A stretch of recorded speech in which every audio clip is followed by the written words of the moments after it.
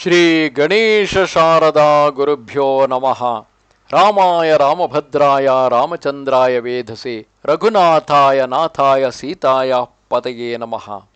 Welcome to all for this session on Ramayana to chapter 45 of Ayodhya Kanda. In the previous two chapters, we saw Kaushalya deep in her sorrow as Sri Rama, her son, had left for exile in the forest, while at the same time Sumitra, her co-sister, in spite of the fact that her own son Lakshmana was also on the exile, she mustered a little courage and she tried to help Kaushalya to come out of the grief. In the meantime, the whole of Ayodhya, the people are also deeply immersed in the sorrow, and some were running behind Rama still while his chariot is going away from the Ayodhya. The people of the capital, deeply devoted to Sri Rama, the upholder of truth, followed him on his way to the forest. Though King Dasharatha, on the advice of his ministers, turned back, the citizens of Ayodhya continued to run beside the chariot of Rama. The inhabitants of the city were devoted to Rama, whose virtues rendered him resplendent like the full moon, and weeping piteously, implored the holy prince to return. But Rama, determined to prove his father to be true to his word, pressed on towards the forest. They, looking on Rama as a thirsty man looks on water, were addressed by him with tender affection as a father addresses his children. He said, O people of Ayodhya, for my sake bestow the love and honor shown to me in even greater measure on Bharata. Prince Bharata, who is of an excellent disposition, will assuredly deal benevolently with you and endear himself to you. Though young, he is wise, gentle, and endowed with great courage, warm hearted, and charitable. You will have no cause for fear on his accession to the throne. King Dasharatha has appointed him heir apparent in consideration of his great virtue. We should therefore obey the king. When I am absent in the forest, you should so act towards him as to occasion him no distress. Do you, desirous of pleasing me, obey the king? Rama, instructing the people to obey the king again and again, only increased their desire to see him as their sovereign.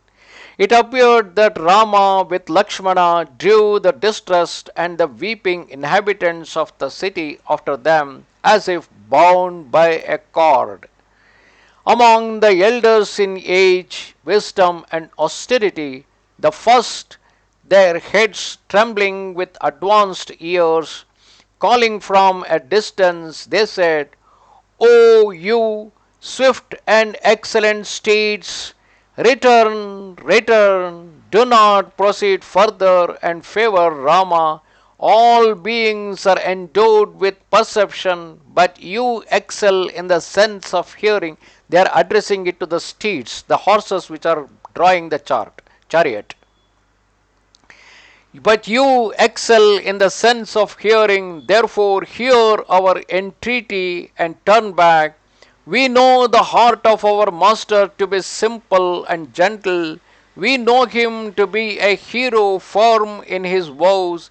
Therefore return to Ayodhya, do not carry Rama away from the city to the forest. So they were addressing those horses which were pulling the chariot away from Ayodhya. Hearing the lament of the aged Brahmins and perceiving their distress, Sri Rama, causing the chariot to halt, dismounted. With Lakshmana and Sita, he walked towards the forest, followed by the multitude proceeding slowly on foot. The ever virtuous and compassionate Rama was unable to endure the sight of the aged Brahmins walking on foot, far behind the chariot. The Brahmins, seeing Rama did not return despite their supplications but still proceeded towards the forest, were troubled and overcome with distress. They cried, O Rama, you are a friend of the Brahmins, and the whole caste is following you with the sacred fire borne on their shoulders.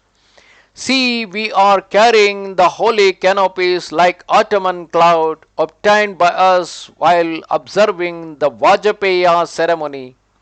By covering you with their shade, we will protect you from the rays of the sun. O child, formerly your mind was set on the study of the Veda, but now you are determined to enter the forest.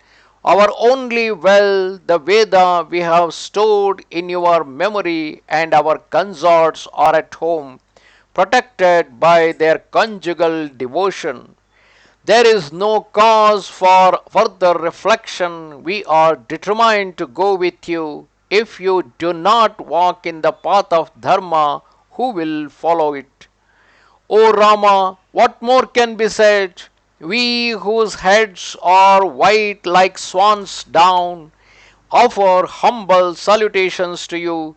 Among us, some have entered upon their sacrifices. O Rama, their completion depends on you, not we alone, but beasts, birds, and trees entreat you to return. Have pity on all these.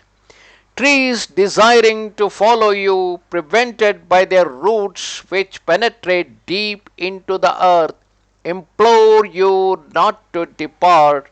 Their branches bending low in the wind, see the birds forgetting to seek their food, sit motionless on the trees, supplicating you who are compassionate to all. Thus lamenting, the Brahmins beheld the river Thamasa as if obstructing the path of Rama, preventing his further progress.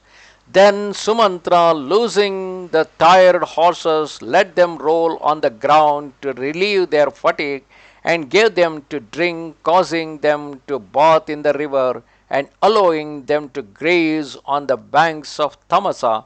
So on their way they encountered the river Thamasa, which stopped their convoy.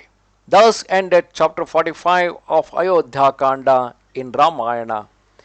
Namaste Sharada Devi Kashmira Puravasini Twamaham Prarthaye Nityam Vidya Danancha Dehime. Goodbye.